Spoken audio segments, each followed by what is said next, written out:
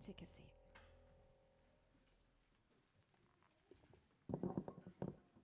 Good morning, everybody.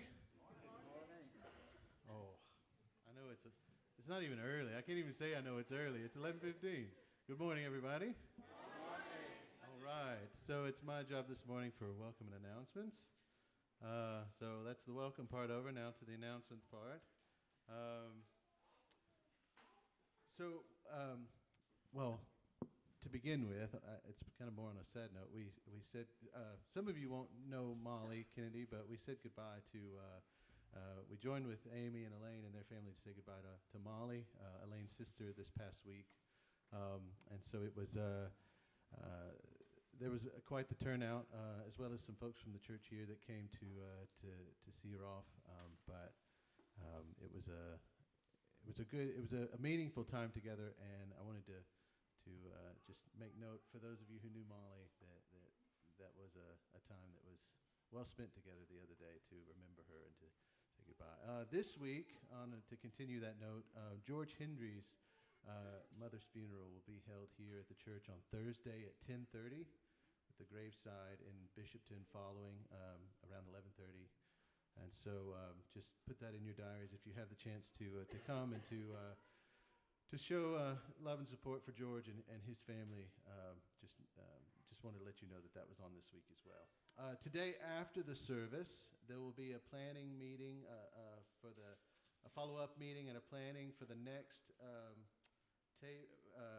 table community meal. That'll be on the 24th, and it'll be a Burns Night theme. So if you're interested and willing and able to lend a hand that evening, stick around after the service today for that meeting.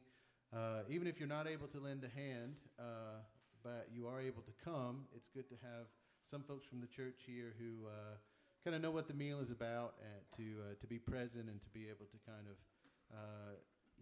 get to know people and to engage in conversation and to get to know folks from the community. So make it a point to either, if you can't help out, to come, but if you're able to help out, it would be greatly appreciated if you stuck around after the service today for that meeting. The next board game night will be on the 23rd at 6 p.m. here at the church. If you have any questions about that, see Beth McKinnon. Beth, raise your hand. There she is up in the front. If you have any questions, see that, but that's the next board night. And I think it's been changed to just over 14 or 16. Is it over 16? Or something like that. Anyway, old enough to be a bit competitive at the games and not get your feelings too hurt. I think that's what it is. So, but if you have any questions, see Beth. The next prayer group gathering that Amy Warner's been leading will be on Wednesday the 25th, so the night following the Burns table meal that we're hosting, and that usually starts at 7:30. Is that right, Tori? Yep, 7:30. Good. So that's the next prayer meeting that Amy's been leading for us. Our AGM, our AGM will be on the 5th of February. We will have the booklets prepared for next Sunday. That'll be 2 weeks ahead of the AGM. We'll have all of our reports and the financial statements and everything available next week for everybody. That's 2 weeks in advance of the meeting. We're announcing it a few weeks ahead of that, just to make sure that everybody's aware that that's coming up on the 5th. This year we're going to try and do it a little bit differently, to where we integrate some of the reports and to some of the information about what's kind of been going on in the life of our church. We're going to try and integrate that into the service. And so we'll do some of those things during the service, and then we'll move into the AGM. So the portion after lunch, after we bring our picnic lunch and share that together, the portion after that won't be so heavy on the reports, because we'll try and integrate some of that into the service so that we can celebrate that in worship of what God has been doing in our midst, and we can prayerfully kind of look to the future as to what God might continue to do in and through us. So that's the 5th of February, 11 o'clock start for the service, and then bring a picnic lunch or a packed lunch, and then we'll jump into the AGM following the lunch. Youth are back on tonight at 7 at the church, here at the church. Youth are back on at 7 tonight. If you have any questions, see Nick. The men's group will be on this Thursday night, the 19th, at 7 o'clock here at the church. If you have any questions, see Stephen Thompson. Raise your hand, Stephen. There he is, right there, smack dab in the middle of the room. And then Paul wanted to share about the Freedom in Christ course that he's leading. Or did you want to share, or did you want me to share? Oh, he's coming to share.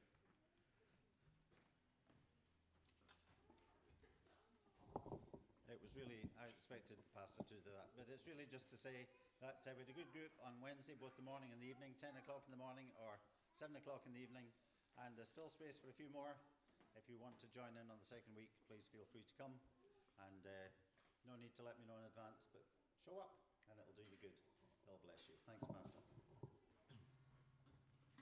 Okay, so that's it for announcements. Before we dive in, before we call up Isla and Isla to lead us in our call to worship. I knew it was an Isla. I fooled myself into thinking, wait, was it one or two? Before we do that, just so you'll notice we're at the tables again today, and today it's a mission themed service. But even when we do these, and it's not led by the mission, like by the NMI, part of this is to get us all together and to try and get us to engage across lines that we might not normally. We might say hi here or there or something, but, when we come together to worship, I've said this before, it's not just us kind of sitting in close proximity to one another doing our own thing, but we're doing something together. And this is a different expression of that. But I really hope, I was talking to Joanne the other night, and I said, if there's one thing that during my time here that our church here kind of gets, it's to see our interactions with one another, exercising grace and patience and love with one another, that these are as pleasing or perhaps even more so acts of worship to God than any song that we might sing or any sermon that we might preach. And so it might be a little bit noisy, it might be a little bit chaotic, but those are opportunities for us to receive our neighbor, to receive someone else as a gift from God that they are, and to engage with them by being disrupted, by being interrupted, and putting ourselves aside and loving them more than ourselves, even when we think we're doing our best to be pleasing to God in concentration and focus. So remember that today.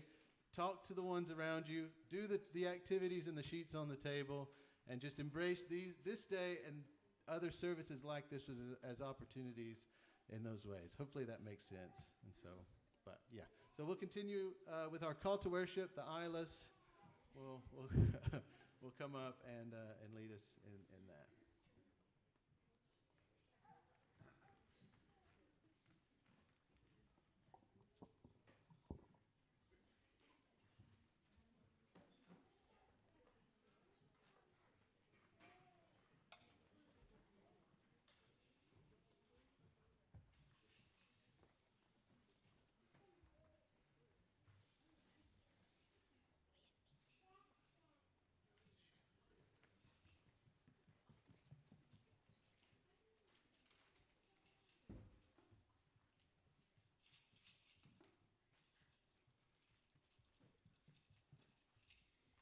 I waited patiently for the Lord. He turned to me and heard my cry. He lifted me out of the slimy pit, out of the mud and mire. He set my feet on a rock and gave me a firm place to stand. He put a new song in my mouth, a hymn of praise to our God. Many will see and fear and put their trust in the Lord. Blessed is the one who trusts in the Lord, who does not look to the proud, to those who turn aside to false gods. Many, O Lord my God, are the wonders you have done, the things you've planned for us no one can recount to you. Were I to speak and tell of them, they would be too many to declare. Sacrifice and offering you did not desire, but my ears have opened. Burnt offerings and sin offerings you did not require. Then I said, Here I am, I have come. It is written about me in the scroll. I desire to do your will, my God. Your law is within my heart. I proclaim righteousness in the great assembly. I do not seal my lips, as you know, O Lord. I I do not hide your righteousness in my heart. I speak of your faithfulness and your saving help. I do not conceal your love and faithfulness from the great assembly. Do not withhold your mercy from me, O Lord. May your love and truth always protect me.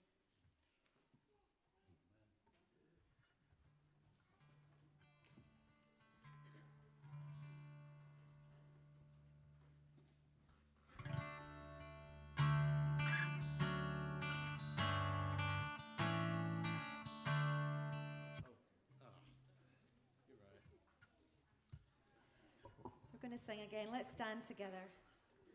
I heard an old story, Victory in Jesus. Give it a hand.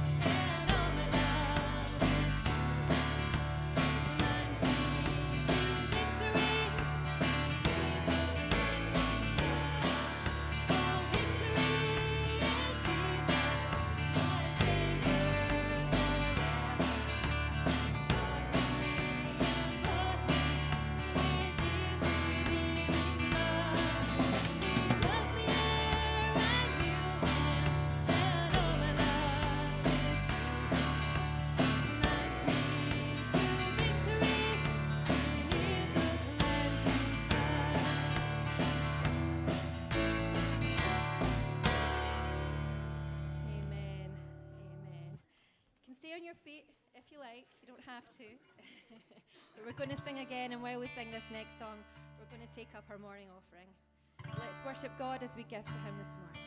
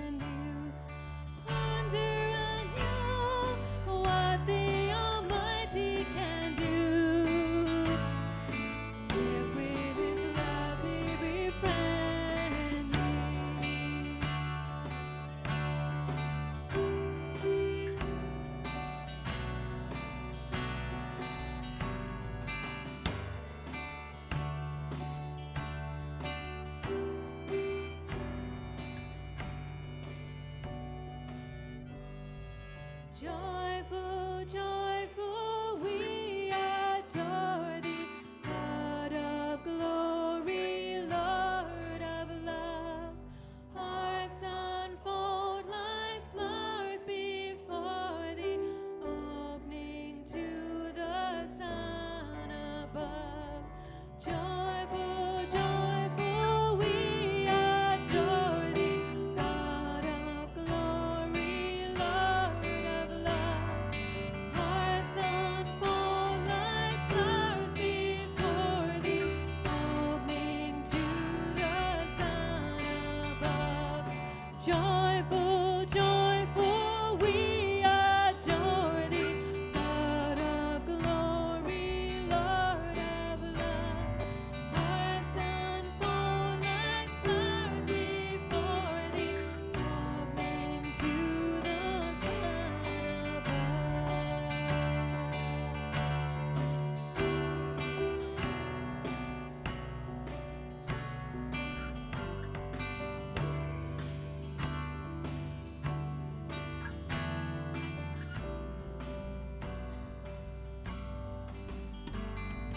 Praise to the Lord, oh let all that is in me adore him.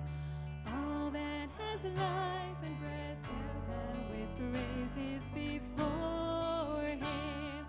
Let the amen sound from his people again.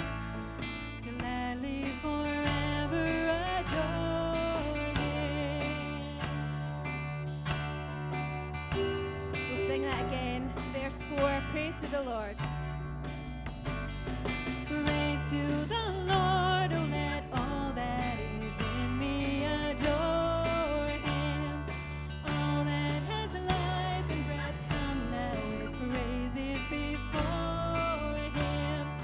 Let the amen shout from his people again. Gladly forever adore him.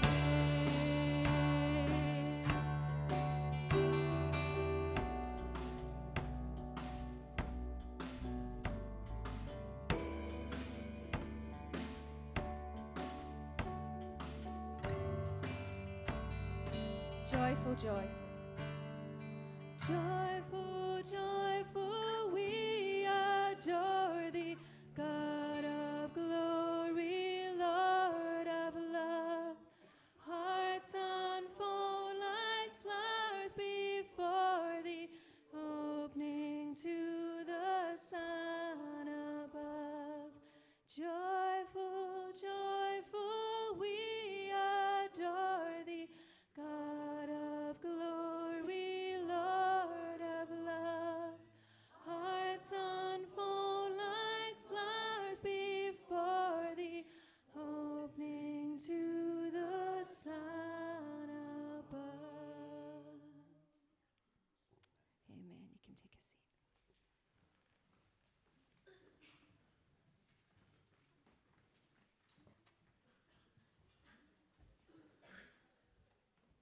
Good morning, all.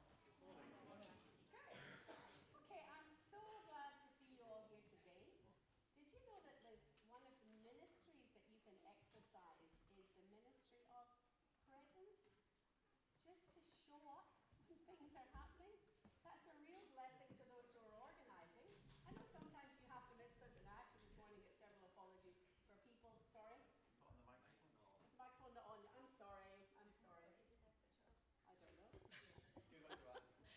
I'm sorry. Yes, and actually that just shows that you don't always register when you're the one that's speaking, that it's not coming out. So thank you very much for that. Oh, so what was I saying? Welcome. It's important. Ministry of presence is really important. I would like maybe 4 volunteers to just come up. I just want easy thing just to distribute something for me. 4 volunteers to come straight up right now. Just run, that's all. I'm not, nothing particularly difficult. Okay, and split these, okay?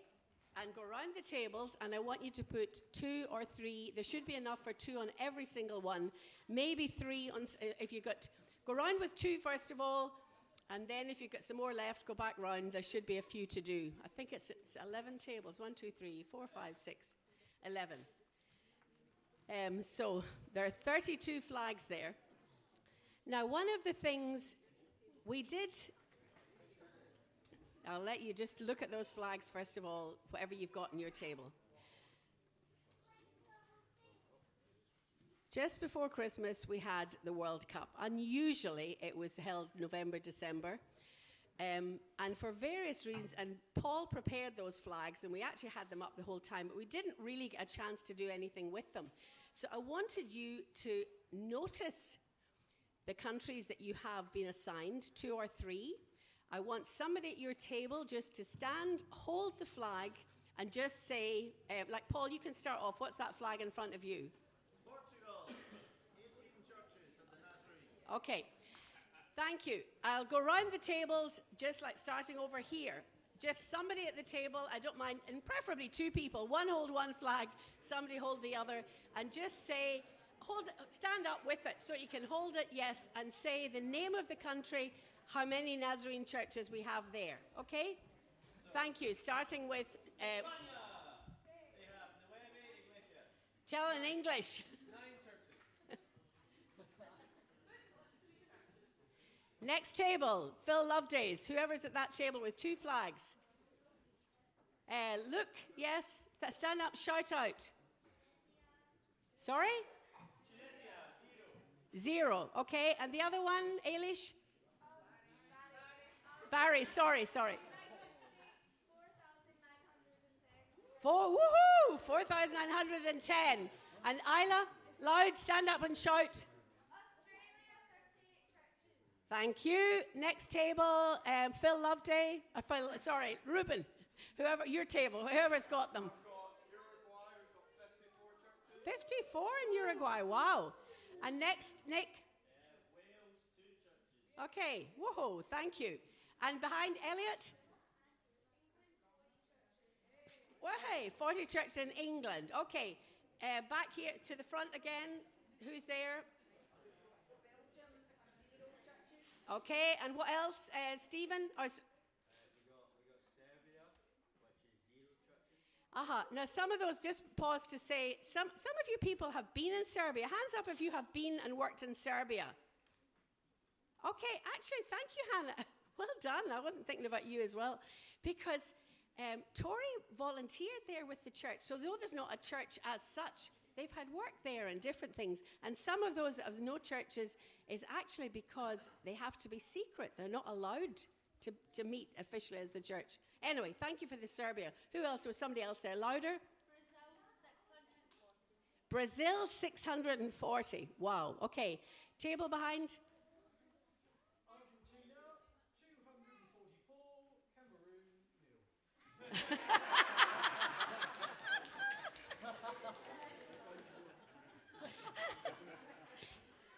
Thank you, Howard. That was brilliant. That was like a football score.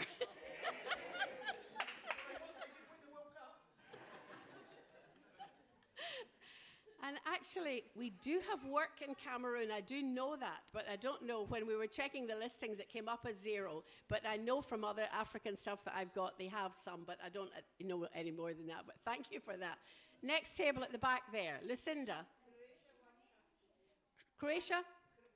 1 church. And some of our guys have been to Croatia as well. You went out. Now, did you not do a youth mission or a youth work, whatever you call it? Mission cultural experience out there. Well done. And also, Elaine? Okay, and thank you for that, and especially for tables where it seems that only 1 person or 2 are able to read.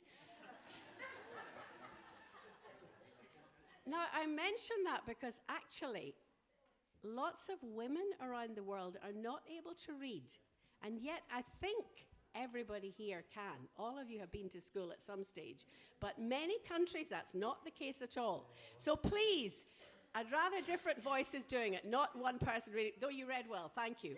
Okay, next we have at the front here.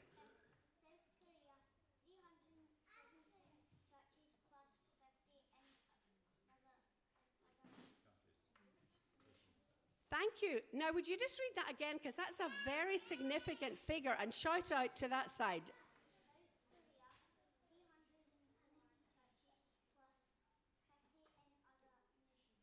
Okay, now say that, just say it again, because that's really worth. No, I mean. No, I don't mean that. I meant I want you to absorb what he's saying. It's not that I'm not hearing it. I want you to absorb the fact that not only are there whatever 317 churches. You can come up to the microphone if you want, Aidan. That's fine. Yes, I know you have a good. It wasn't because I didn't think you read well. South Korea, 317 churches plus 50 in other nations. Now, did you hear that? 50 in other nations. Well done, Aidan. Thank you. And that, I think South Korea may be the only one that's listed. If you have it, then point it out to me.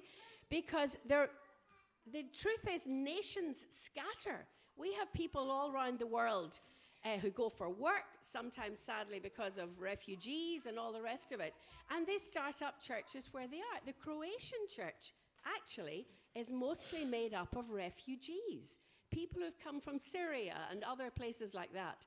There are some missionaries went initially to start, but it's actually an Arab pastor who I think took over and was running it, is my understanding at the last. And Korea is one that's particularly been good at going around the world and starting churches where they are. So thank you. That's why I wanted to emphasize that, Aidan. Okay, and who else at that table? Somebody else was going to read. George, stand up and read the loud. Who? Oh, Qatar. Okay, yes. And do you know why we probably don't have any churches in Qatar? Why? Yes, and sadly, some of those countries there do not allow you to exercise your Christian faith. And that is really sad. Now, that's not the same as saying there are no Christians in it. And nor to say even, we have several countries, the Church of the Nazarene, we call it creative access. And people have gone there to work and say, well, I want to share with my friends about Jesus. And they do it. Sometimes they have to be very secretive about it. But every time you hear that, a figure like that, then pray. And the next time you hear about Qatar, think, God, please bring some of your servants there. Not just the Church of the Nazarene. We're just one branch of God's family. But please bring others. Is there another one at that table, or was that it? You two. That's fine. Next table, Kirsten. Louder. Ghana. 117 churches in Ghana. Thank you. And Stephen? Again, and we've heard Iran sadly been in the news a lot because of the persecution in lots of ways, because of freedom. So thank you. Pray for that. Every time you see these news items, pray. Yes, Eleanor, we'll start about 838 in Mexico. Japan, 72. Thank you. Table in front of you there. Thank you, Thomas. And for those who don't really speak French, do you want to just translate that, Thomas?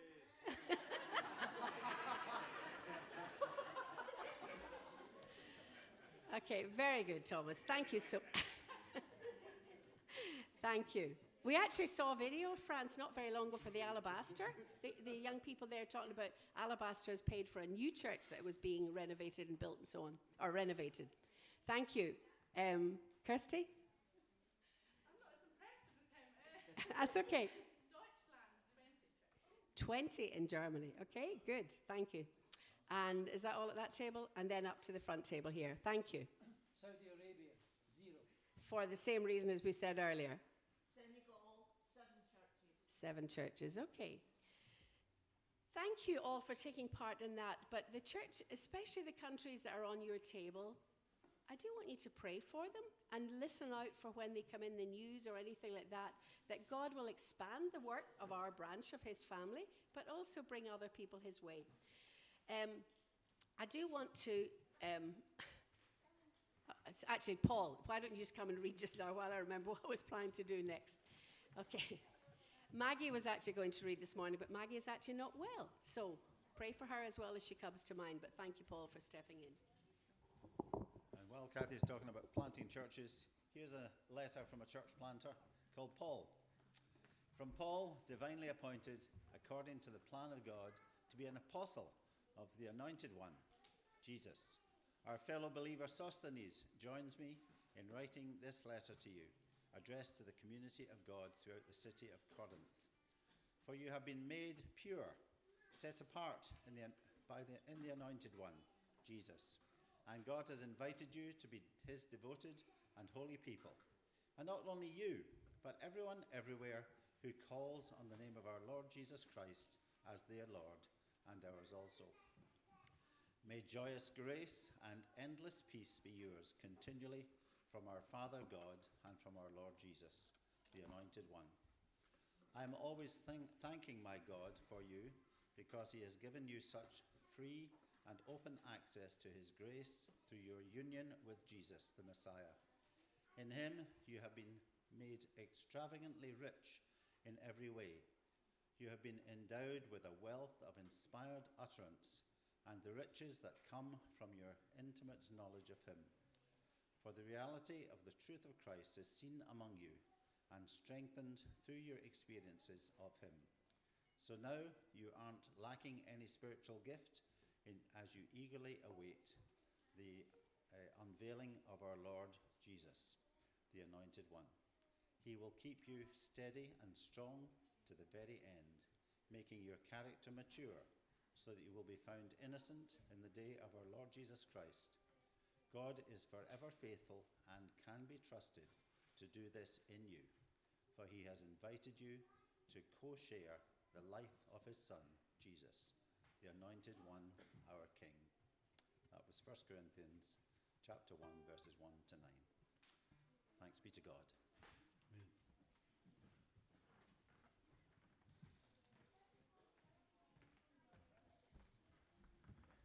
Okay, thank you to Ross, who actually set out the flags along the front. And what I want you to do is to go from someone from your table. I don't mind who, but the 2 or 3 flags that you had from there, see if you can find one up here and take it back to your table, okay? You can do that for a few minutes, and then we'll go on to the next bit. Again, there's coloring stuff on the table. Jane got these activities together, stuff to make as well. Please enjoy that too.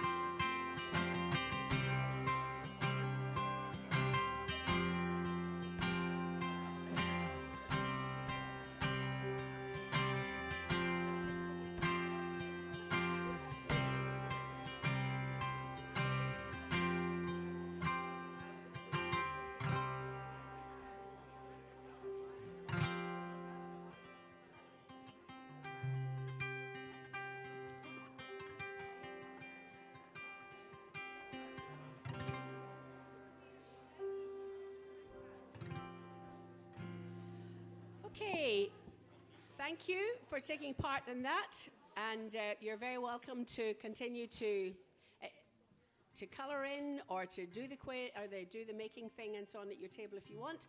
I also want to just now, Finley's going to show us a short video. It's entitled Nazarene Missions, just about a minute and a half, and it kind of explains what we're all about. Nazarene Missions International is just the local advocate in a church to encourage you and to let you know what's going on and so on around the world. But this kind of explains what's happening there. Okay?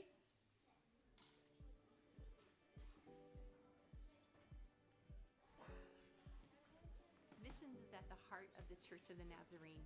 It defines who we are. And making Christ-like disciples in the nations is our mission, our calling. From the very beginning, we have prayerfully sent missionaries into the world with Christ's transformational love. Nazarene Missions exist to establish and support local Nazarene churches around the world. Our belief is that through a well-organized group of believers, local communities can be transformed. Our work focuses on facilitating opportunities, making connections, and developing relationships through every church. Every church is provided with ongoing resources that help the church be effective in ministry and outreach. To make Christ-like disciples, Mission centers around the three areas of compassion, evangelism, and education, focusing on the heart, soul, and mind of people in every nation. Each of these methods are interconnected, working hand in hand to bring restoration, share the gospel, and build sustainability within each community. Jesus said, "As the Father has sent me, I am sending you." We are answering this call. Nazarene Missions is a movement of God through the people of God.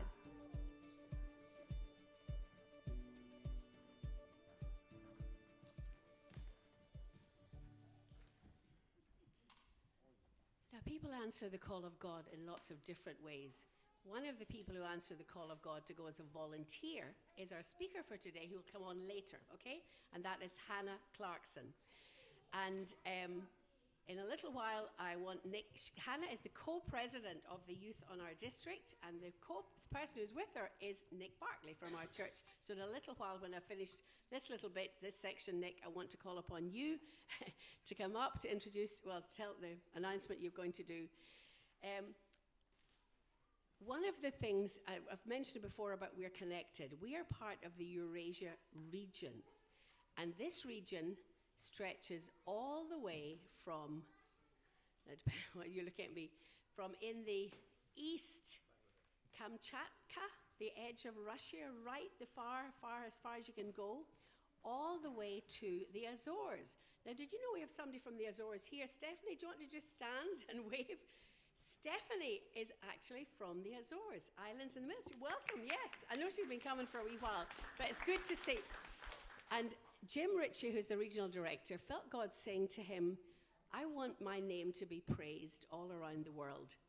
And from the rising of the sun to the setting down of the same. Does that remind anybody of a song at all, From the Rising of the Sun? Because I want to sing that with you just now. From the rising of the sun to the going down of the same, the Lord's name is to be praised. Now, there are lots of people in the world who can't read, so they don't have words up on the screen, they don't have hymn books, they don't have any of those things. They just have to learn, like I'm going to do with you right now. Some of you will know this song, but for those who don't, I want you to follow the actions that I'm doing and sing with me, okay? And it's from Psalm 113, verse 3, and also 1 and 2. If you know it, sing with me. If you don't, listen the first time. What are you going to say? Oh, sorry, I thought you're just getting ready to wait. I'm sorry. Wherever your east or west is, that's fine. But from the rising of the sun to the going down of the same, the Lord's name is to be praised. From the rising of the sun to the going down of the same, the Lord's name is to be praised. Praise ye the Lord. Praise servants of the Lord. Praise the name of the Lord. Blessed be the name of the Lord. From this time forth and forevermore. I'm impressed how many of you do remember that. Okay, well done. Stand and sing it with me. Okay, we'll do it twice. Okay. Is that pitch all right for you? That's good enough. Okay. From the rising of the sun to the going down of the same, the Lord's name is to be praised. From the rising of the sun to the going down of the same, the Lord's name is to be praised. Praise ye the Lord. Praise all you servants of the Lord. Praise the name of the Lord. Blessed be the name of the Lord. From this time forth and forevermore. One more time. From the rising of the sun to the going down of the same, the Lord's name is to be praised. From the rising of the sun to the going down of the same, the Lord's name is to be praised. Praise ye the Lord. Praise among the servants of the Lord. Praise the name of the Lord. Blessed be the name of the Lord. From this time forth and forevermore. You may be seated. Anyone remember where that is from? What verses? What psalm? I know, but do you remember? Do you remember? I know I just told you, but does anyone remember what it was? Psalm 113. Verse 3 is the main bit, and then 1 and 2. Well done. Thank you. Say that with me again. Psalm 113, verse 3, 1 and 2. Okay? Psalm 113, verses 3, 1 and 2, because it's in that order. Anyway, thank you so much for your presence. This is only, and we're not. That's not me winding up. It's finishing my bit because I'm about to invite Nick Barkley to come up, and as he's coming, and then, sorry, so sing, Nick. Oh, sorry, no, but I thought he was. I'm sorry. Okay, we'll sing the song first, and then you can come up, Nick. That's right. We've had various discussions about this, and I forgot which way I'd settled on. Sorry, their song. Then Nick's going to come up, and then going to introduce Hannah. And one final thing, you know that video we just saw? Somebody went to those different places or sent in video material. And Amy Warner from our congregation is, I believe, still in Jerusalem or in Israel. And she was invited out to go and make a video of some meetings that are on there to prepare them for General Assembly and conventions that are on this June. Especially, this isn't an age thing, but if you love taking pictures, learn how to do them well. If you love to do videos, that is a big skill to be able to take them and then edit them. But that can be a wonderful way of serving God. Amy does that on our region. She's highly thought of. And one of the things is, I actually sang the song but didn't mention this, the day of prayer that is coming up. And we'll tell you more about it next week. Friday the 27th until Saturday the 28th. And all around the world, all around our region, starting with Bangladesh, Pakistan, Central Europe, Northern Europe, prayer vigils, Nepal. We have Nazarenes in Nepal. I'm praying that none of them were involved in that plane crash that happened this morning, but our regional director, Jim, is actually flying to Nepal. either on his way already or just there to do district assemblies with the general. India, Sri Lanka, Western Med, Eurasia North, East Med. These are all part of our family, and you can have a chance to hear more about it and go on Zoom. Okay, sorry. Thank you very much, Worship Group, for all of your patience with me, for being up here all this time. Let's give them a hand because they do a wonderful job. Thank you. And after this song, then Nick, and then Hannah. Thank you.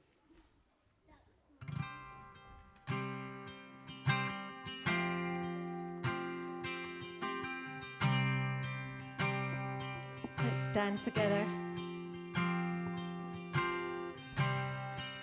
Worthy of every song we could ever sing, worthy of all the praise we could ever bring, worthy of every breath we could ever breathe. We live for you.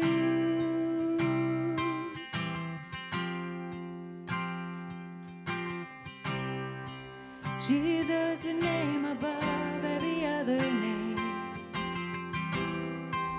Jesus, the only one who could ever save. Worthy of every breath we could ever breathe. We live for you. We live for you. Holy, there is no one like you. There is none beside you. Open up my eyes in wonder and show me who you are and fill me with your heart and lead me in your love to those around me.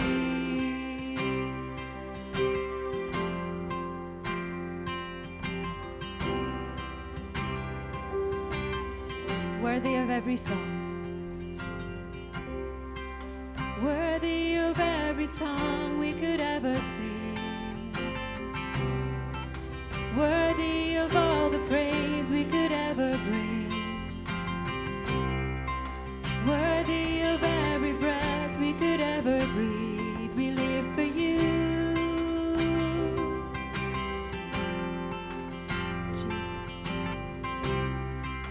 Jesus, the name above every other name.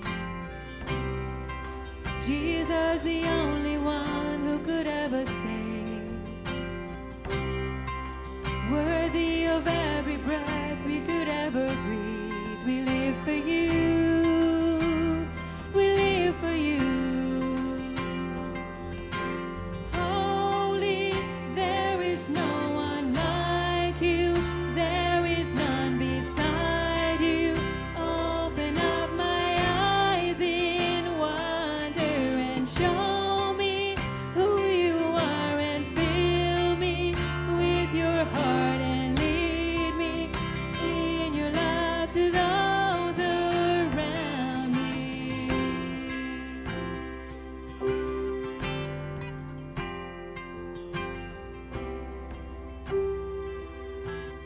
I will build.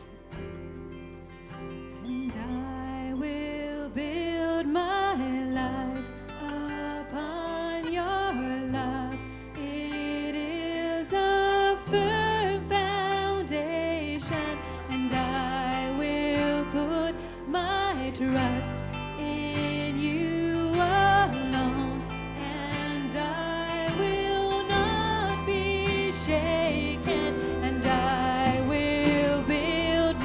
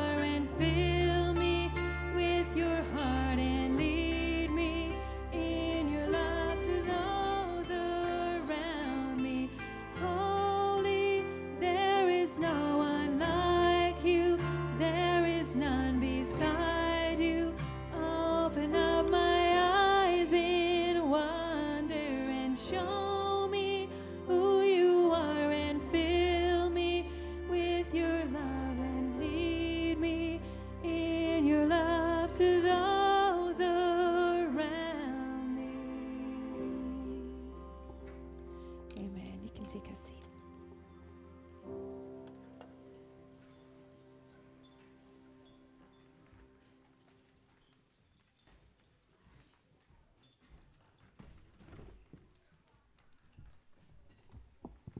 She beat me to it. Is this on? Yeah. Hello? Can you hear me? It's kind of awkward. I was going to do the same song as Kathy, but she beat me to it, so you don't have to suffer through me doing it. Kathy done a great job. Great job. I was also going to get a wee round of applause for Hannah when she came up, but we can do it now, yeah! Just to put it off. For those that don't know Hannah, this is Hannah. This is Hannah Clarkson. I've known Hannah for a long time, too long, some might say, but I might say. As Kathy said, I and Hannah do the kind of co-presidency of the youth around the district for the Nazarene in Scotland and Northern Ireland and north of England. We've loved doing it together. Well, I've loved doing it with Hannah. I don't know if she's loved doing it with me, but anyway. It's my privilege to welcome her up here and pray for her before she starts her sermon or whatever she's going to do. I don't know if she wants to call it a sermon or just the wee speech. I don't know. But yeah, let's pray together before Hannah speaks to us all. So yes. Lord, we thank you for Hannah. We thank you for the service that she's given to the church here in Scotland and around the district. We thank you for the service that she's given our own local church over the years, and we thank you for all that she's done for the church around the district, Lord. We thank you for the heart that she has for you, that she went to Poland to serve in a different environment, Lord, and we pray that as she speaks now that you help her with what to say, and you give us ears to listen, and yeah, you just make your presence be felt today, Lord. Pray these things in your name. Amen. Thank you. Okay, I definitely turn this on. Do I need to bring this close? So yeah, as it's been said, my name is Hannah, and I am from Perth, so not too far away. I've been here quite a lot recently, just for different things. And I preached here in July, if any of you were here over the summer. And so at that point in my life, I had recently finished my job as youth pastor in our Perth church, and I was in the middle of a very, very busy but fun summer. It's not on? I thought I could hear me. This isn't on? Do I need to bring it this close? Do I have to hold it like this? Should I use this? I'll use this. Okay. I didn't want the lapel mic anyway. So, yes, if you heard any of that. But short of it, from Perth, had a job, don't anymore. Was here, preached, didn't know what my life looked like. And then this came up. So, move this. So yeah, I had, once the really fun and busy summer was done, we had camps, we had North Break, we had a mission trip. I did a few trips to Europe. For different things, and I had no idea what was coming next for my life. I kept getting asked, like, what are you doing? And I was like, oh, I don't know. And I'd seen a few of my friends do, to go to Poland and work on the border. So as you know, Russia invaded Ukraine late February last year, and it's coming up to 11 months since that invasion happened. And I just really wanted to use my time well. I wanted to use this time of my life of, I'm only 24, I'm single, I don't have any like responsibilities that much, I don't have like rent to pay or anything, like I live with my parents, so I just wanted to use my time well and just give of what I had to other people. And so this opportunity to go to Poland came up, and I was really excited about what that was. So I was out for exactly 2 months. From middle of October until the middle of December. And so, yeah, I thought this would be something that was doable for me, something that was interesting. So I decided that I would look into missions. I've always been interested in missions. Being a part of Kathy's family, you can't not be interested in missions. So my gran is the exact same, and she loves missions. So I was really excited to get this opportunity to be out there and see what life might look like, what passions might draw out from that, and all that kind of stuff. So I got in touch with the Sundbergs, Jay and Tiana Sundberg, who oversee the work happening at the border. and I volunteered with Nazarene Compassionate Ministries, NCM, who are involved in many world areas and lots of crisis situations as well. They were involved in the Syrian refugee crisis as well. 7 years ago? Is that how long ago it was? 8? Something like that. Long time ago. But I knew very little of the work that I was getting into. I am very spontaneous and very just go with the flow. So I was like, I'll see what happens. I was here the day before I moved for the Ukrainian celebration information day, and I got pulled up to the front and they were like, okay, talk about what you're gonna do. And I was like, I actually have no idea what I'm gonna do. I fly tomorrow, I'm gonna get picked up at the train station, and we'll see what happens from there. So it also meant I didn't really have any expectations. I wasn't disappointed by the things that I did or didn't do, so I was just excited. And I had never lived outside the UK before. I had never learned another language properly. I did German in school, but I didn't really do very well with that. And so I decided to move to a country where I didn't know the language and I knew no one for 2 months. So I moved to a beautiful city called Przemyśl, or Shemish as the kind of nickname for 2 months. So a little background to Shemish and where I was at. I've been told to press this hard. I've got lots of pictures, so hopefully it'll keep you entertained. Nope. There we go. Okay, so here's a few pictures of the beautiful city of Shemish. It was founded in the 8th century, so it's super old. And it is these beautiful and gorgeous buildings, these beautiful churches, which is this one here. And the main square is just amazing. I love it. So the population is just less than 60,000 people. And this city has been fully changed by what has gone on since the invasion of Ukraine. The locals would describe the city as sleepy and boring beforehand, but now because of all these international volunteers and just different people coming in and out of the city, it's become this really thriving and exciting place to live, which has been fun. I became good friends with the corner shop man, and every single day we had the same conversation. He goes, "You working today?" And I go, "Yeah." And he says, "Busy?" And I go, "Yeah." And I go, "How about you?" And he goes, "Not busy, boring." So that was the kind of conversation we're having all the time. It wasn't super exciting, but he loved just knowing about the people coming in and people coming out, where they were going. He was very interested. And so lots of locals also spend their free time volunteering at the train station, which is where I spent most of my time.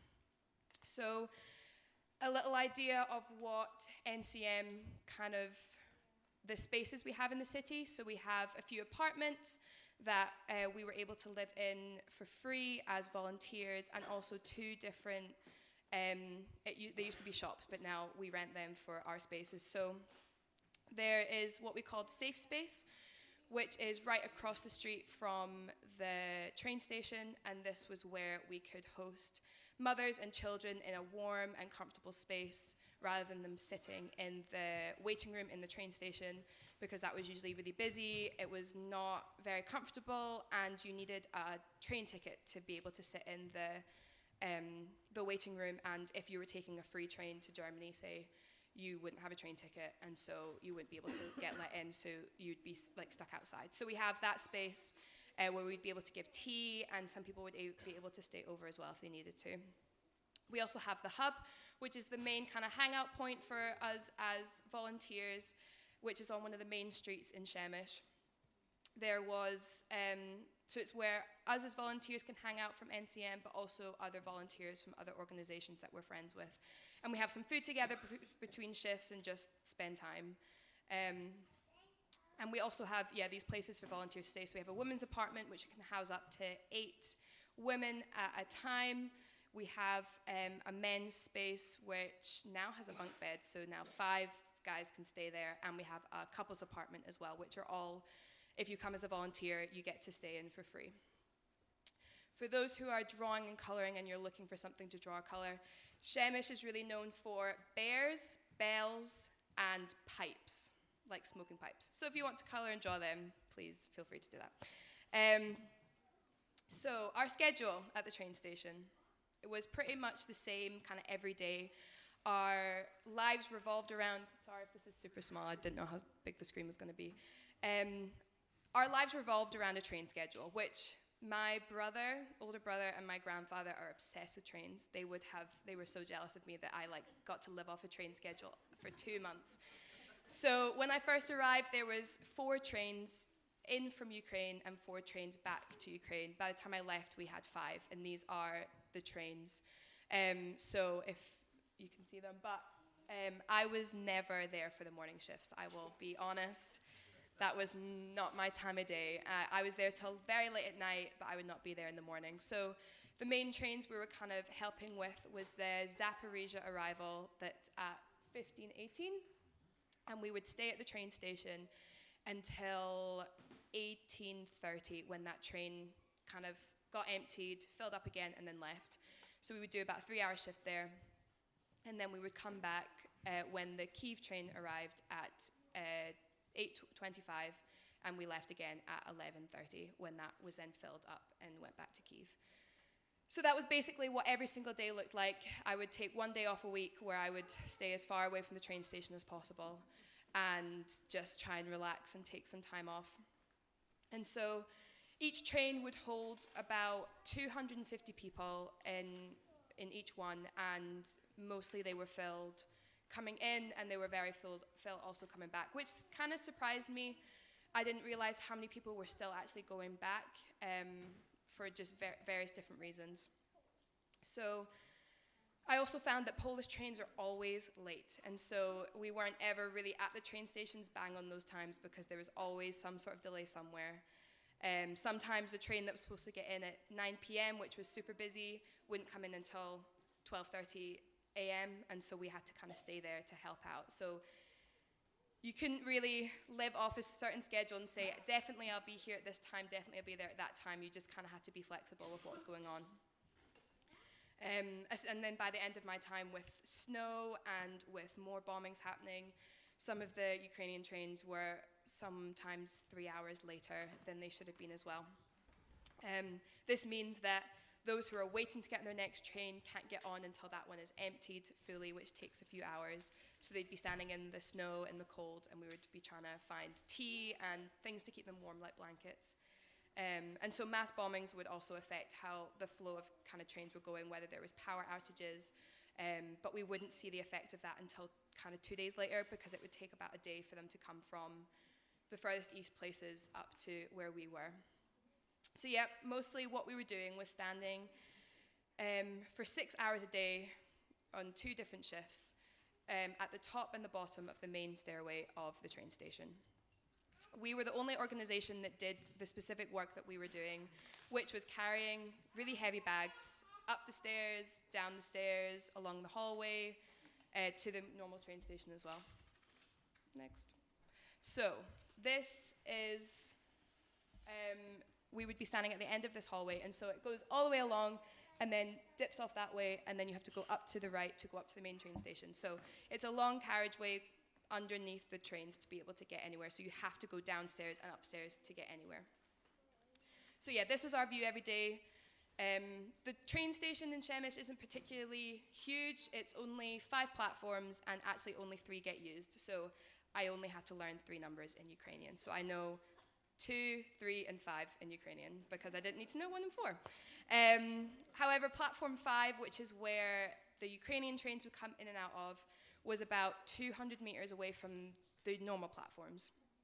So people would climb up the stairs to go to platform 5, and you could kind of see the puzzled faces where they think that they've gone the wrong way or they've left the train station and they don't know where they're going.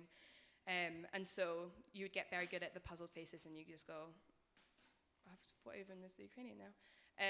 Platforma 5? And they're like, tak, tak. And then you're like, okay, great, just go that way. And so we would stand at the bottom of these stairs, at the top of these stairs, coming in from the Ukrainian trains. And so this is some of what our view was. It was always very busy. A just flock of people coming through. You're getting asked tons of questions in Ukrainian, and you're trying to process what's going on. But you just see this like mass of people coming towards you, and you're like, okay, we're ready. And we'd be standing there ready to work out whose bags looks the heaviest, who needs his help, and then also coming down the stairs as well. Also, if it was raining or if it was snowing, it was super slippy, and so it was quite dangerous, but thankfully I did not fall down at any point. And also, if you're looking at these like tracks, yes, they are fun to slide down. They are great fun. It's the best way to get down them. But lots of people try and roll their suitcases down, and it's a bit dangerous for that. But that was always fun to go down.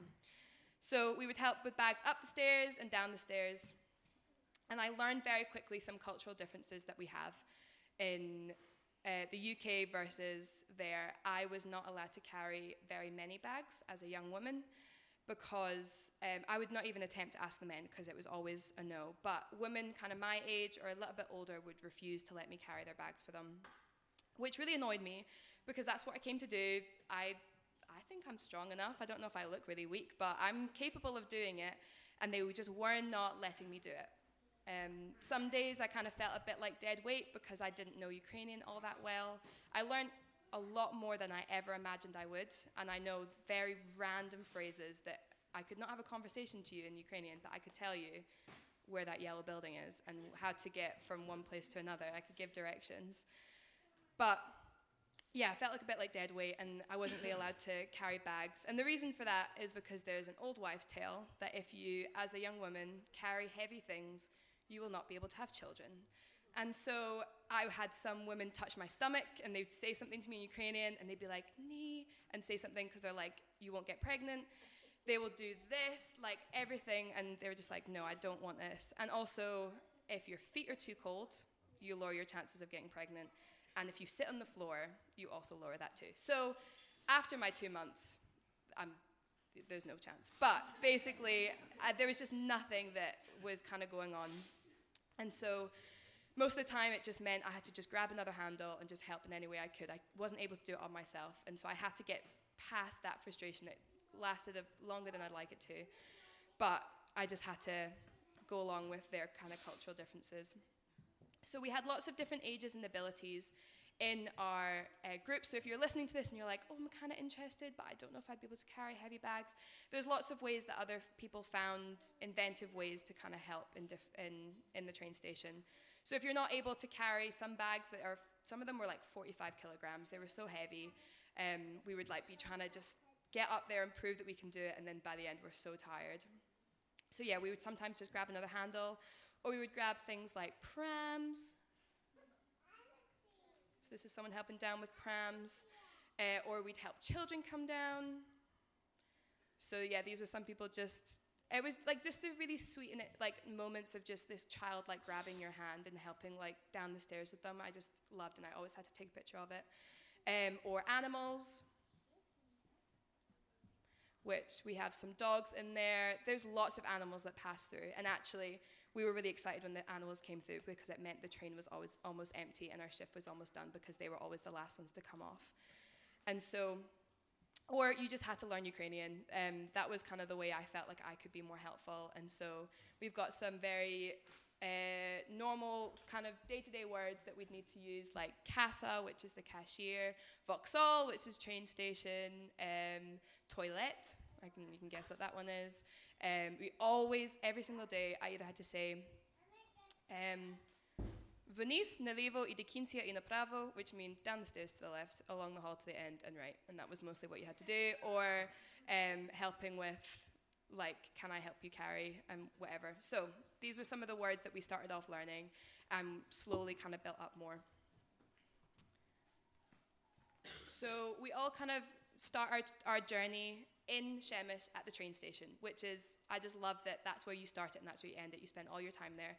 So this is some of the group pictures of us saying goodbye to those that we have served with for 2 weeks, for 3 weeks. And time goes so quickly there. Like, someone would show up for like 3 weeks and you're like, oh, you got ages. And then all of a sudden 3 weeks have passed. They're at the train station again with all their stuff and you're saying bye.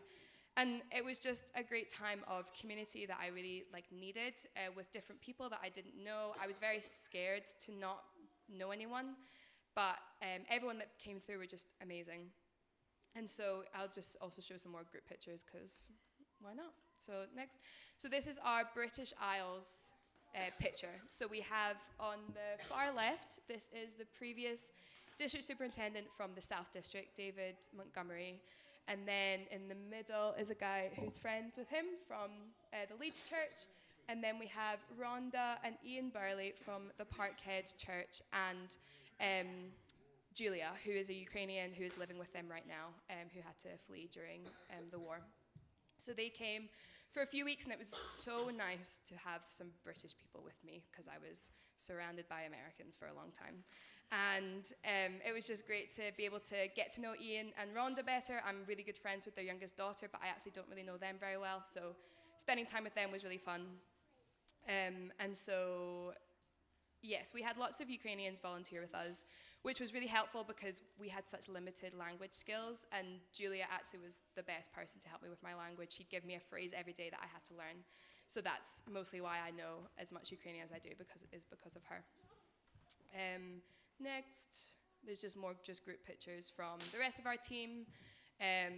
We didn't take pictures that much. It kind of felt like a weird time when you've got people like rushing past with bags and you didn't really want to be like having a photo shoot at that moment, but we just wanted to try and capture some of the times just together. Next. And that's another one. So we've got Tiana in there and Lexi, who'd been serving for 6 months at that point and is about to go back again.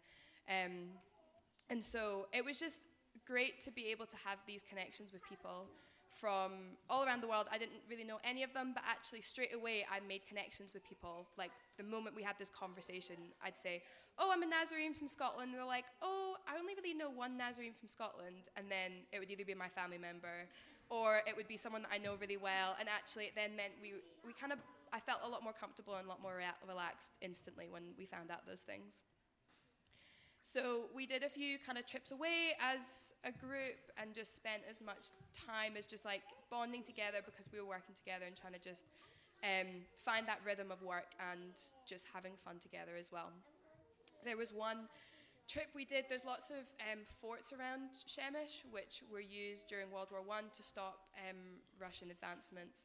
And there was one we went to go visit on the day that the bomb went off in Poland. And so we were at this fort, which was right on the border of Ukraine and Poland, and we heard this siren go off, and I just thought it was someone in our group, like having a laugh, and they're like, haha, there's a siren going off. But actually we were hearing a siren going off in Ukraine, and there's like an app that you can see like where the sirens are going off, where the bombs are going off, and we could see that everywhere that day, every single region had a siren going off, and so we were hearing that. So we left where we were and we got back, we did our shift for the day, and then in between, the bomb then went off in Poland, which, like, I can only imagine a little bit of how scary it was for when the invasion first began, because I was terrified for possibly having to flee. We had to have our passports on us for the whole rest of my time there, just in case we needed to leave.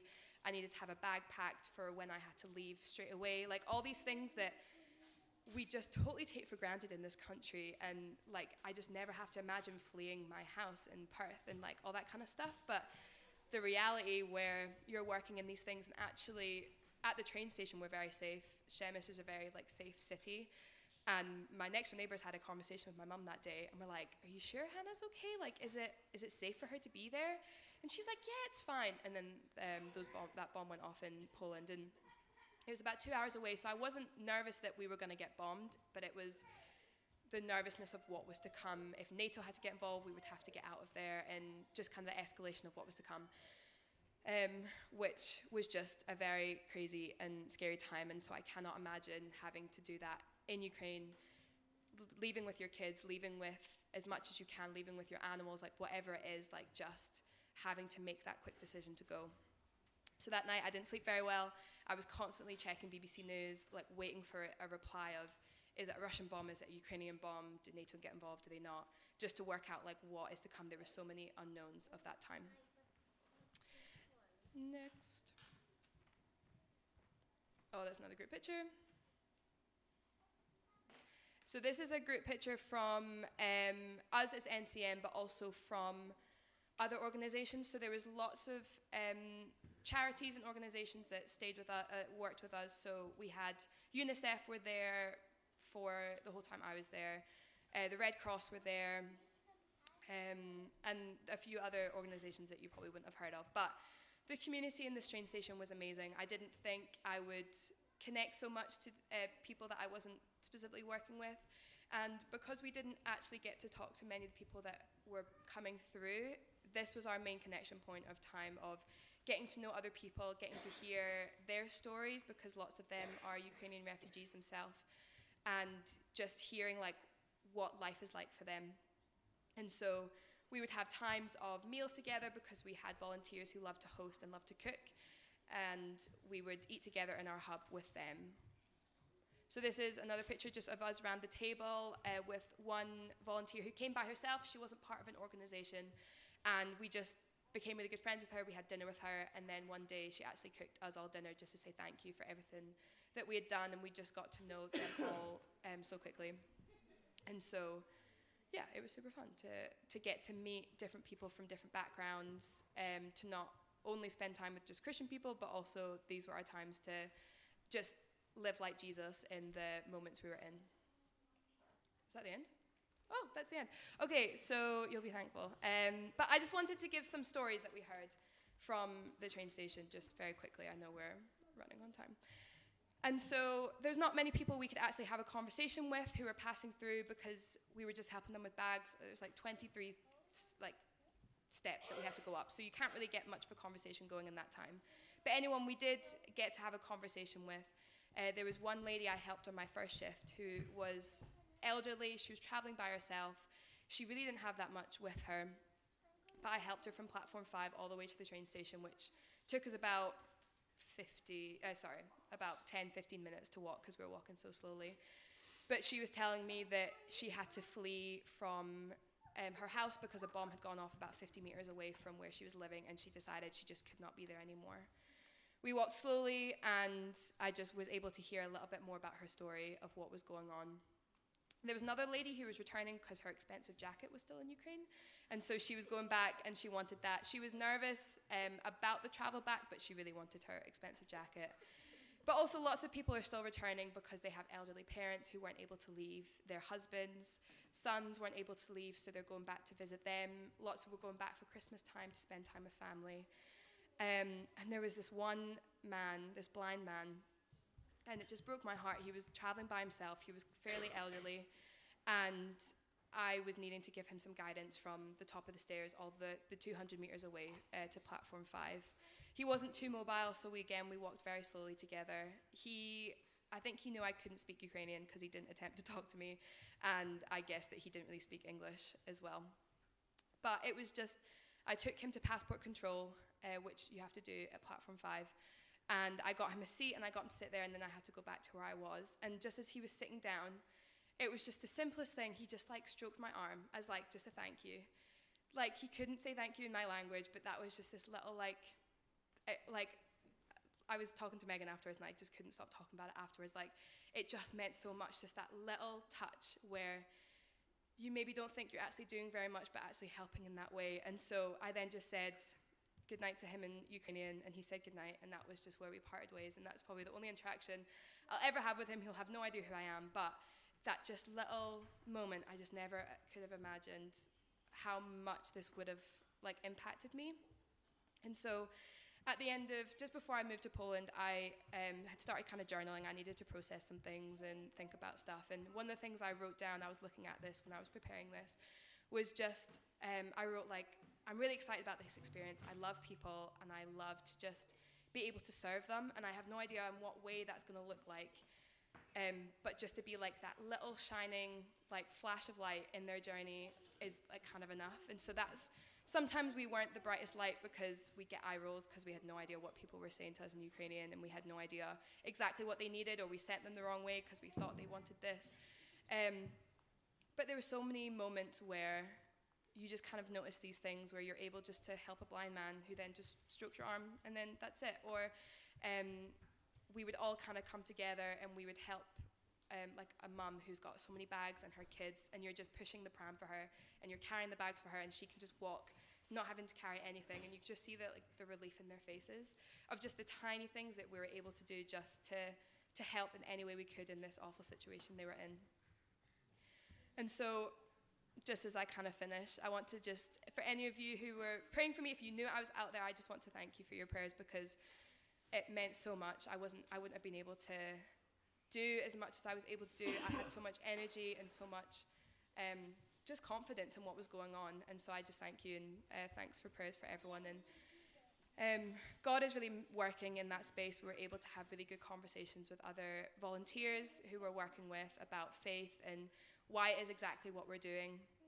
And it was just really cool to be a part of God's kingdom somewhere else, in a place that I actually really couldn't help too much, and I couldn't get them a hotel, or I couldn't do anything, but just helping with bags, doing the simplest things, and even just talking to people, and they're like, what did you do for 2 months? I'm like, oh, I carried bags. Like, it seems like nothing, and I feel like, oh, I don't really did much, but it's when I go through these moments of just like those little moments of just the things that are happening, and I'm hoping to be able to go back. I loved it there, and I really miss it there, and I'm hoping that I don't want the war to continue, obviously. I want to not have a reason to go back, but while I still have some time, I'm hoping to go back in about a month or so.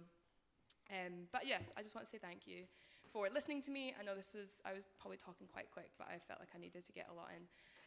And if you want to know more, if there's anything else I missed out, which I'm sure I missed out a lot, then please feel free to talk to me afterwards. But that's me. Thank you. Cool.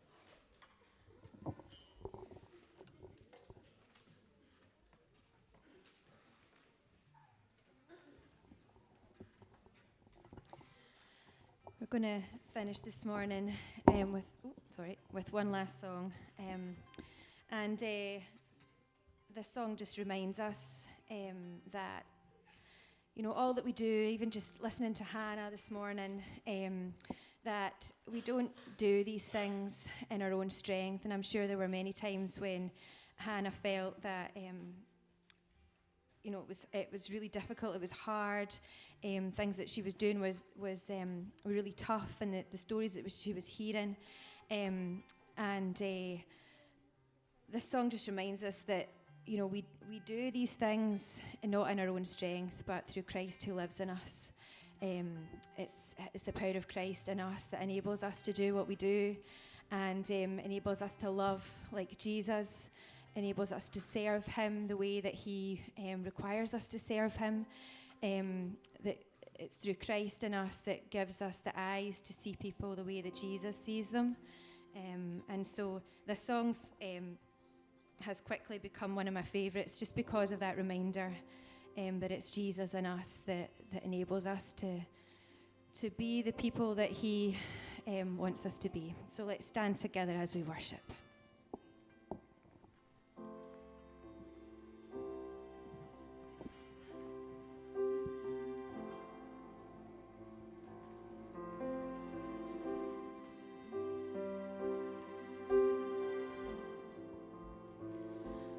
Gift of grace is Jesus my Redeemer.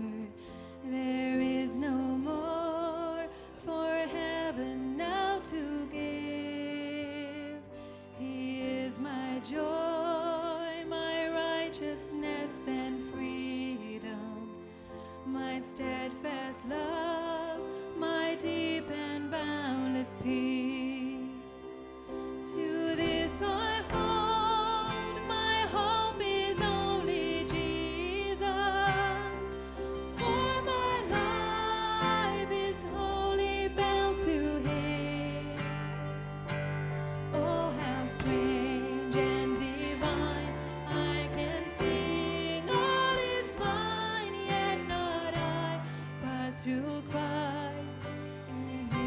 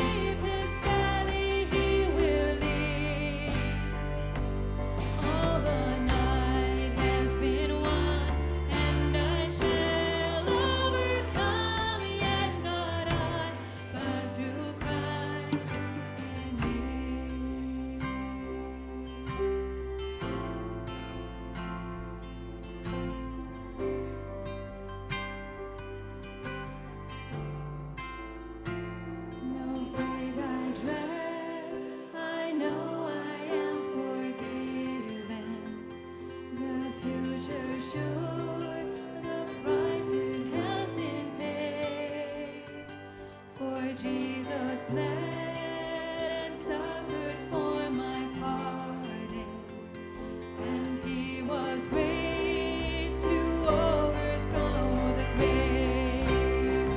To this I hold, my sin has been defeated. Jesus now and ever is my plea. All the chains are released. I can sing. I am free, and not I, but through Christ in me.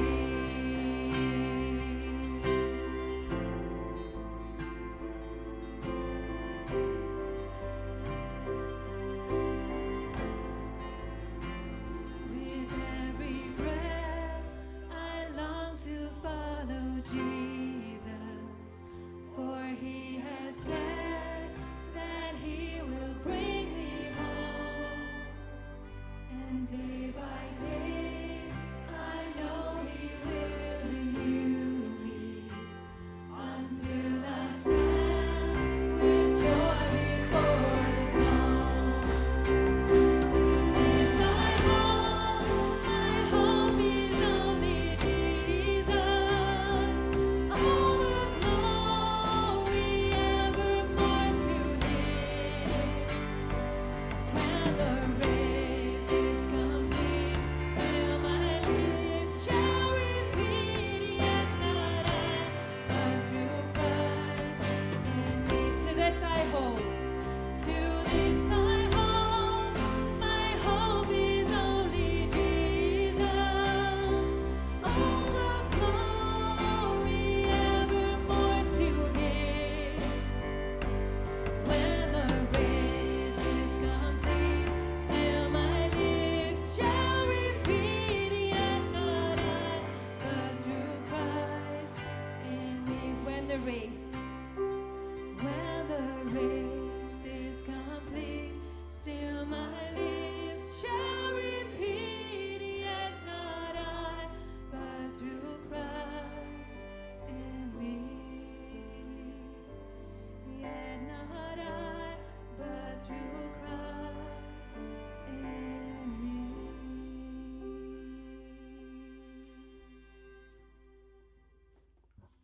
Receive this benediction. May the Lord bless you and keep you. May his face look upon you. May he lift his countenance to you and may he give you his peace. In the name of the Father, and the Son, and the Holy Spirit. Go in peace. Amen. If you are able, between now and the table meeting, to help us clear the room, to clear the tables, and to haul them out so we can set the chairs up for the Bridge Christian Fellowship, the Eliam Church, this afternoon.